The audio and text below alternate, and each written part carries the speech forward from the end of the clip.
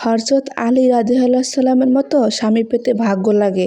তিনি গরিব ছিলেন কিন্তু তার স্ত্রীকে ভালোবাসার দিক দিয়ে অনেক ধনী ছিলেন। স্ত্রী ঝগড়া করলে তাকে জিতিয়ে দিতেন, রাগ করলে স্ত্রীকে ভালোবাসার কথা বলতেন, মাঝে মাঝে স্ত্রীর প্রশংসা করতেন, আল্লাহর কাছে শুকরিয়া আদায় করতেন, কষ্ট পেলে বুকে জড়িয়ে রাখতেন। সুবহানাল্লাহ।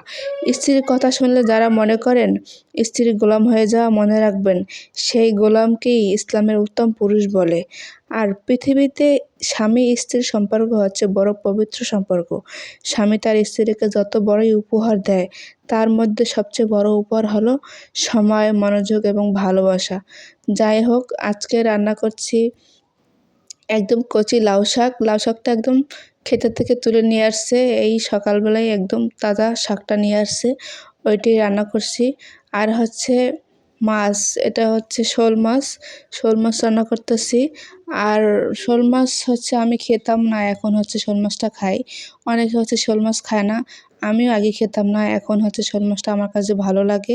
আর আজকে শোল মাছটা রান্না করতেছি বরবটি, আলু আর টমেটো দিয়ে। টমেটোটা কেটে নিয়েছি এইমাত্র।